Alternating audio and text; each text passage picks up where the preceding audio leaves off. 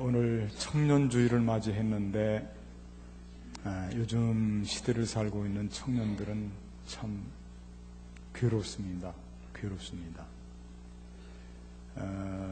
학교에 다니는 청년들이 벌써 졸업하기도 전에, 사회 진출하기도 전에 빚쟁이가 된다는 이야기를 많이 들었습니다. 그만큼 지금은 어려운 시대를 살아가고 있고, 특별히 취업 문제 때문에 낙심을 하고 있는 형편입니다. 지난번 박원용 집사님 취업 특강 때, 그때 참 가슴 깊이 공감한 것이 있는데, 요즘 청년들은 이 생존 자체가 이게 걱정입니다. 다른 것을 고민하는 게 아니고 생존 그 자체에 대한 걱정을, 고민을 하고 있다 이겁니다. 예전에 1980년대만 하더라도 젊은이들이 고민을, 어떤 고민을 했냐면 이 철학적인, 실존적인 문제를 갖고 고민을 했거든요. 이 실존적인 문제를 갖고 어떻게 살 것인지, 삶의 의미가 뭔지 자기를 향한 질문을 던지면서, 지금은 한 세대가 지나기도 전에 그게 지금 바뀌어서 생존 자체에 대한 고민을 가지고 있다고 하는 것입니다. 그만큼 사회가 어려워지고 청년들이 괴롭고 힘든 삶을 살고 있습니다. 그러나 실망해서는 안 됩니다. 우리가 함께 가지 않습니까? 함께 가면, 혼자 가면 빨리 갈 수는 있어도 함께 가면 우리가 멀리 오랫동안 갈 수가 있습니다. 우리 청년 형제 자매님들, 여러분들에게 좋은 선한 영향력을 끼치는 분들과 함께 손을 잡고 함께 가시기를 바라고요. 또 우리를 향해서 언제나 인자하신 눈빛으로 우리를 기다리고 있는 하나님과 거리가 멀어졌다면 하나님과 거리를 가까이 하시기를 바라겠습니다. 하나님께 돌아와야 됩니다. 글쎄, 우연의 일치일지는 모르겠지만은 젊은이들이 교회의 울타리를 지금 많이 떠나고 있는데, 여러분들, 지금이 젊은이들의 지금이 이 암흑기입니다. 암흑기. 글쎄, 그걸 꼭 그렇게 맞붙여서 설명하기는 그렇습니다만은, 그러나 우연이라고 보기에는 무한점이 있습니다. 지금 가장 젊은이들이 교회를 등을 지고 하나님을 멀리하고 신앙에 대해서 그 가치를 인정하지 않고 세상으로 나아가는 지금인데, 그래서 우리는 하나님께 돌아오는 것이 중요합니다. 하나님께 돌아오면 살 길도 열리고, 하나님과 가까이 하면 자기가 갖고 있던 꿈도 이루어지게 될 줄로 믿습니다. 성경에 요셉을 여러분들이 잊지 말고 기억해 주시기를 바랍니다. 요셉은 아마 우리보다 더 많은 고생을 하면 했지, 우리보다 덜 고생한 사람은 아닐 겁니다. 가까운 형제들에게 버림을 당하고 종으로, 노예로 팔려가서 일생을 살면서 감옥 생활을 아주 평상시 생활처럼 하고, 그러나 그는 언제나 하나님과 거리를 내지 않고 하나님과 가까이 살았습니다. 그래서 그의 꿈을 이루고 모든 이들에게 희망을 주게 되었습니다. 마침 오늘 예수님께서 우리에게 들려주신 본문의 말씀도 아들이, 집을 나갔던 아들이 아버지에게로 돌아오는 말씀입니다.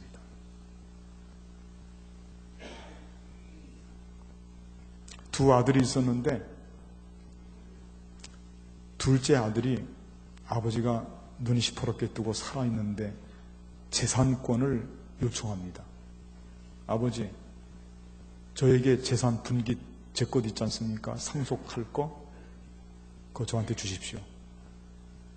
이 아버지 마음속이 얼마나 그랬겠습니까마는, 그러나 아버지는 그에게 불편한 마음을 하나도 이야기하지 않고 그 이야기를 들어줍니다. 그래서 두 아들을 불러놓고 둘에게 자기가 갖고 있는 재산의 분깃을 나눠줍니다. 큰 아들에게도 주고 작은 아들에게도 줍니다. 큰 아들은 아버지 밑에 있습니다. 그런데 작은 아들은 아버지의 품을 떠나서 먼 나라로 갔다고 그랬습니다. 저는 이 말씀에 다시 한번 눈이 띄었습니다. 이 아들이 같은 나라에서 어떤 지방에서 서울로 올라왔다든지 대도시로 진출했다든지 그것이 아니구나. 이건 나라의 경계 영역을 넘어서 먼 나라로 갔구나. 둘째 아들이요. 이게 대체 무슨 뜻일까? 아버지의 통치 영역 밖으로 나갔다는 뜻이거든요. 나라라고 하는 것은. 아버지의 다스림 속에서부터 벗어났다는 뜻이거든요. 뭘 갖고? 물질을 갖고, 돈을 갖고. 과연 잘 될 수 있을까? 아버지가 다스리는 나라에서 다른 나라로, 먼 나라로 물질 의지하고 갔다는 거예요. 그런데 몇 날이 못 되어서 우려했던 것과 같이 그 아들은 자기가 갖고 있던 모든 물질을, 재물을 허랑방탕하게 다 써버리고 주머니가 털털 다 털렸습니다. 자기를 오라는 데가 없습니다. 사람이 돈이 있을 때는 인기가 좋거든요. 돈이 떨어지면요 아주 비참해집니다. 돈의 위력입니다, 그게. 그런데 먹을 것조차 없어서 돼지를 치는 사람에게 맡겨져서 돼지 치는 곳으로 갔더니 돼지가 맛있는 것을 먹어요. 쥐엄 열매입니다. 달콤하다고 그럽니다. 먹고 싶어요. 그런데 이 돼지가 먹는 쥐엄 열매도 주는 사람이 없어서 못 먹는 거예요. 우리가 그 점에 눈을 떠야 됩니다. 돼지가 먹는 음식을 먹었다는 게 아닙니다. 그것도 주는 사람이 없어서 못 먹었다. 그렇게 기록이 되어 있습니다. 오늘 말씀에. 아주 비참한 것입니다. 거기서 이 둘째 아들이 마음속에 갖고 있는 위기감, 그게 생존에 대한 위기감입니다. 이렇게 해서 죽는 거구나. 이렇게 해서 굶어 죽을 수 있구나. 생존 자체에 대한 위기감을 거기서 품는 거예요. 그리고 거기에서 무릎을 꿇습니다. 회개한다 그 뜻이에요. 그리고 아버지께로 돌아올 그 참 아름답고 귀한 그런 마음을 품습니다. 자리에서 일어나는 거예요. 아버지께 갑니다. 아버지는 이 아들이 집을 나갔을 때부터 벌써 기다리고 있었거든요. 멀리서 아들이 아버지를 보는 게 아니고 아버지가 아들을 보고 달려가는 것도 아들이 달려가는 게 아니고 아버지가 아들에게 달려가서 그를 안고 입을 맞추고 가락지를 껴주고 신발을 신겨주고 깨끗이 목욕하고 옷을 입혀주고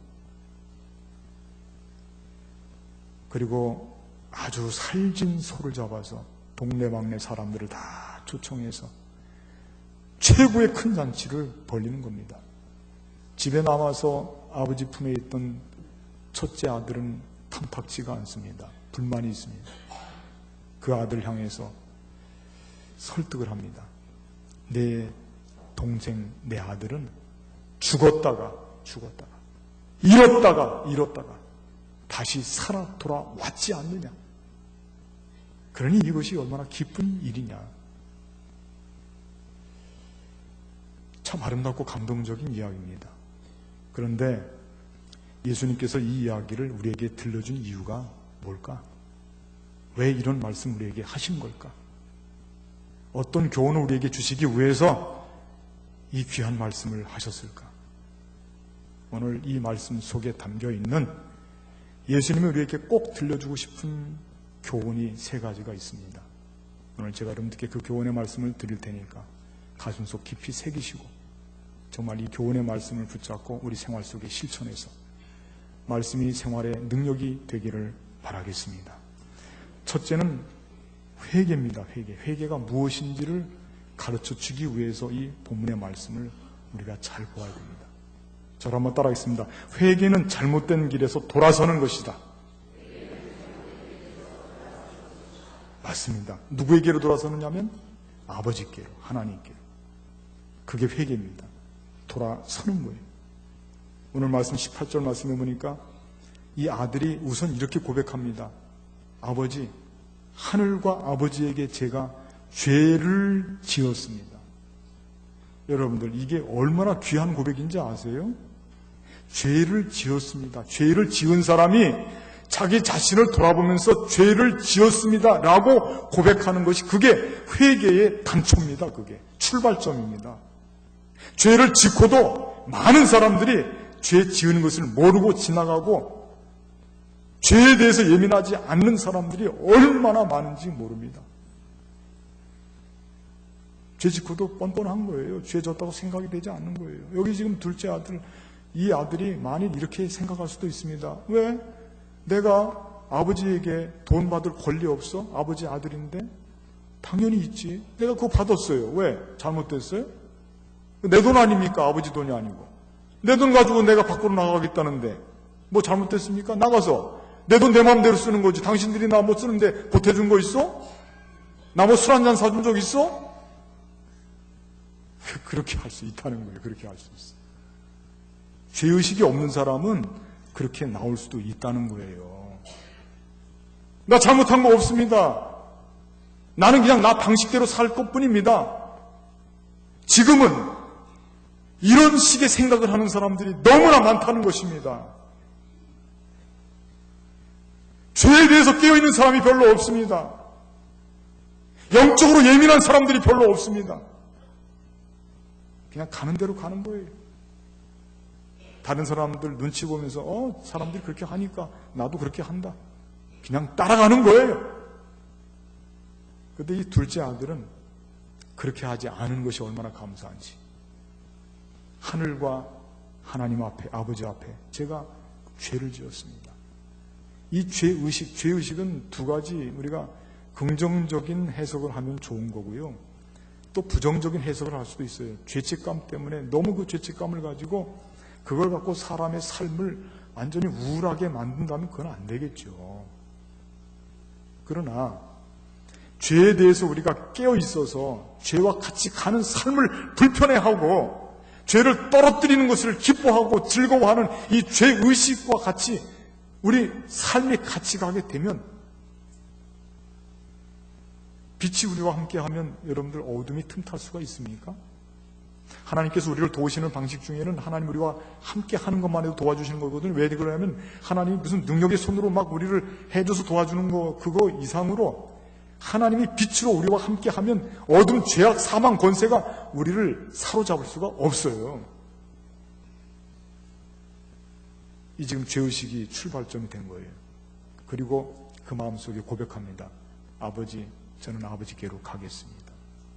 돌아가야 되겠구나. 내가 지금 죽겠구나. 돌아가야 되겠구나. 아버지의 품으로 돌아가야지. 거기는 그래도 먹는 거, 그래도 거기는 아버지의 사랑. 내가 이렇게 슬프고 외롭고 지금 이 아픈 이 마음을 아버지께로 돌아가면 아버지께서는 나를 그전처럼 아들로 삼아주시지 않을지는 몰라도 거기는 그래도 아버지 품이잖아. 하여튼 몰라 무조건 돌아갈 거야. 돌아가고 말 거야 하고 돌아가는 거야. 그게 회개입니다. 자기의 잘못을 그걸 고백하고 인정하고 그 잘못을 씻기 위해서 다시 원위치 아름다운 삶으로 복귀하기 위해서 그 현장에서 정말 거기서 눈물을 흘리고 씨름을 하고 노력을 하고 그리고 거기로부터 유턴을 해서 하나님 기뻐하시는 자리로까지 복귀할 수 있는 그런 사람이 이 회개하는 사람이에요. 여러분들한테 주보를 드릴 때 그 주보에 거기에 늘 글을 실어서 드리는데 이번 주에 글이 아주 좋은 글이 올라왔어요. 그게 무슨 글이냐면 이 양도둑, 쉬티프, 양도둑. 두 사람이 있었는데 양을 도둑질해서 그래서 걸렸어요. 그래서 그 이마에 낙인을 찍었어요. 뭐라고 찍었냐면 ST라고 이 낙인을 찍었어요. ST. 그게 양도독이라는 이 약자 이니셜입니다. ST.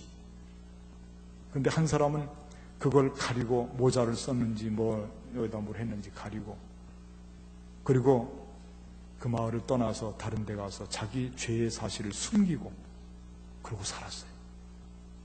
그는 10년이 지나도 자기 죄를 숨기고 살기 때문에 여전히 죄인이에요.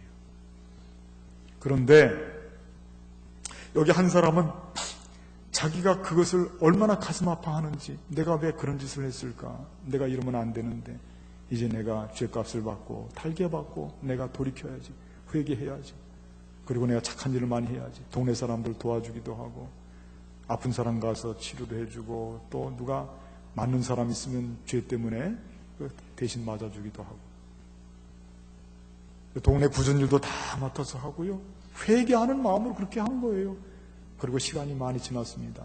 그때 당시 자기가 양을 훔친 사실을 아는 사람들이 다 죽고 새로운 사람들이 나타나는데 너무 그 동네에서 열심히 살고 다른 사람한테 봉사하고 섬기고, 그 사람의 이마를 보니까 거기 ST라고 하는 낙인이 찍혀 있습니다. 그 사람들이 그 이마에 찍혀 있는 낙인을 보면서 저게 무슨 뜻일까? 아, 저건 저 사람이 저렇게 아름답고 선하고 귀한 삶을 사니 저건 틀림없이 성자라고 하는 이름의 뜻일 거야. 성자, 세인트의 줄임말이 ST 아닙니까? 성자구나. 우리가 죄가 있으면 불행합니다. 그런데 죄를 그만 놔둬서 불행한 거예요. 죄를 회개하지 않는 사람은 불행한 삶으로 머뭅니다. 그러나 죄를 회개한 사람은 죄가 있다 할지라도 그 사람은 불행한 삶을 끊고 행복한 삶으로 옮겨지게 될 줄로 믿습니다. 세상에 죄 없는 사람이 없어요. 다 죄가 있어요. 문제는 그 죄를 회개하느냐 회개하지 않느냐, 그게 문제라니까요. 죄를 회개하면 하나님 그 죄를 회개한 순간 그의 삶은 불행한 삶에서 행복한 삶으로 가게 되거든요.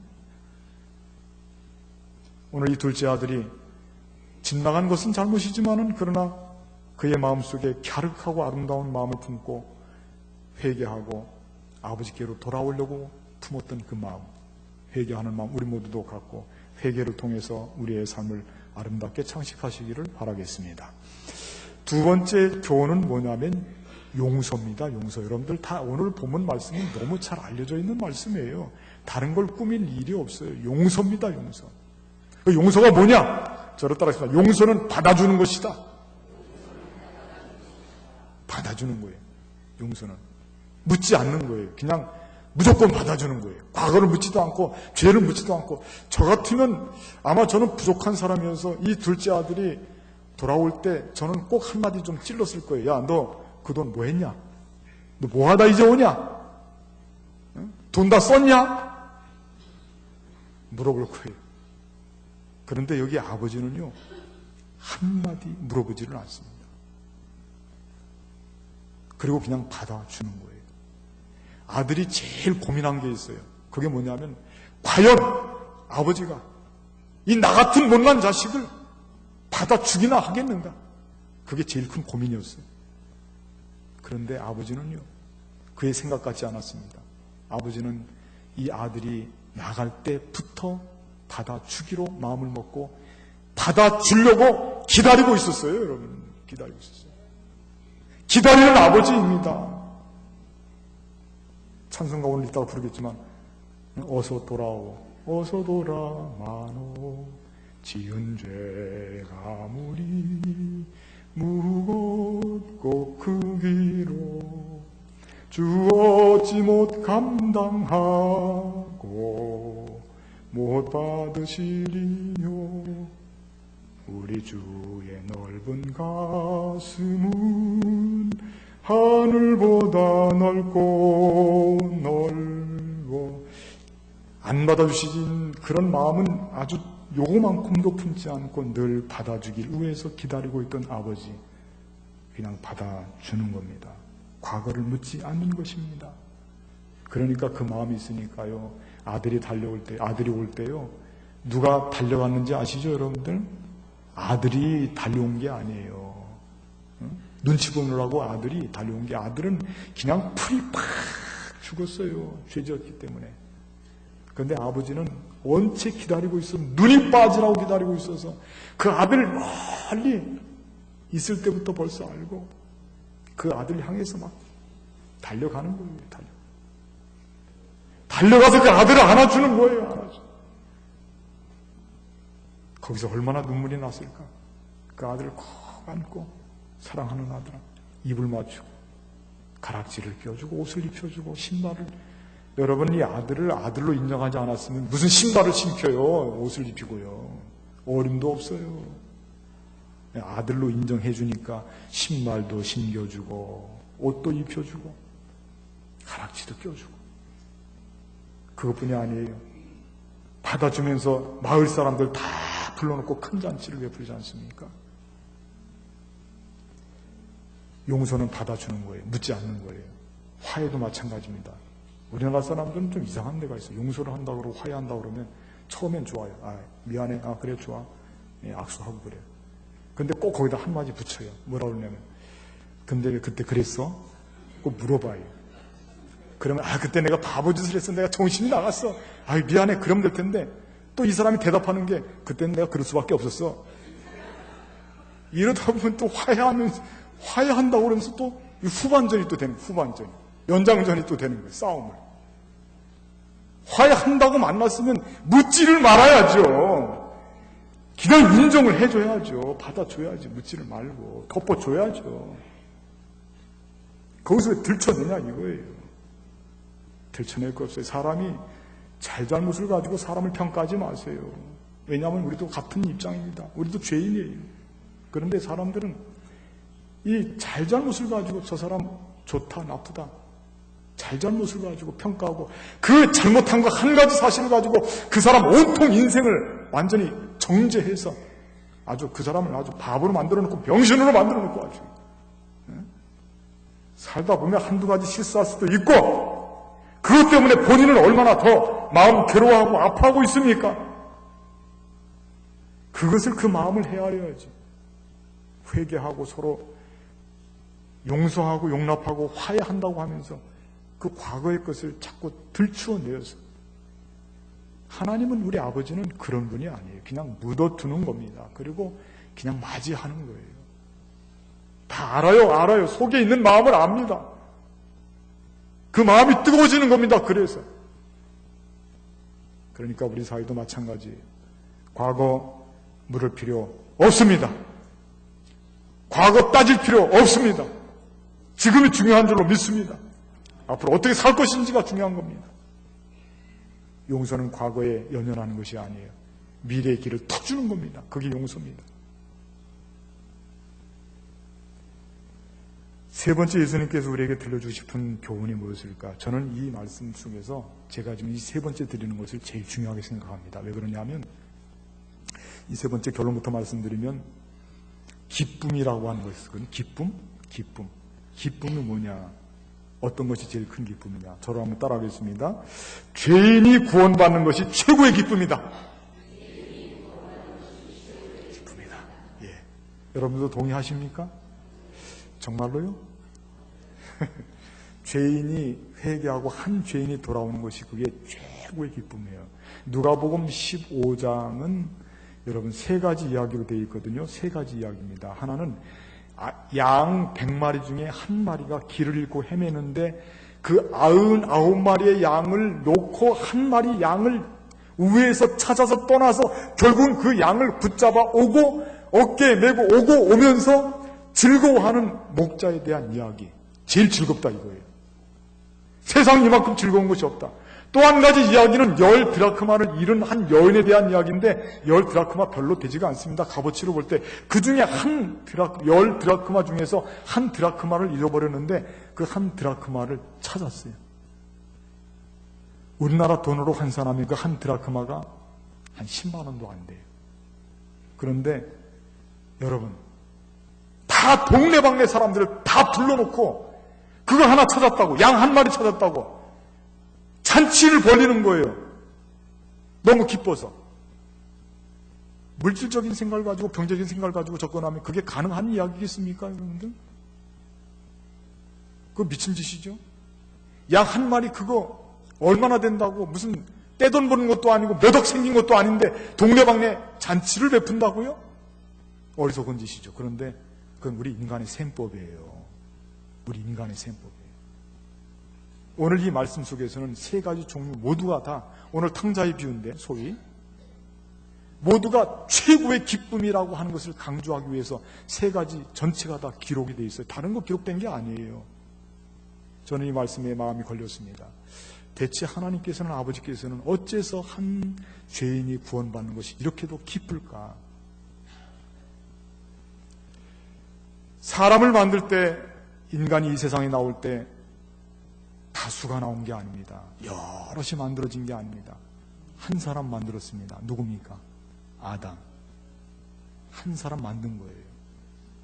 그 한 사람에게 모든 기회를 주고 그에게 기대를 걸었습니다. 소망을 주었습니다. 그런데 실패했어요. 왜? 죄를 지었어요. 하나님과 원수관계가 되었습니다.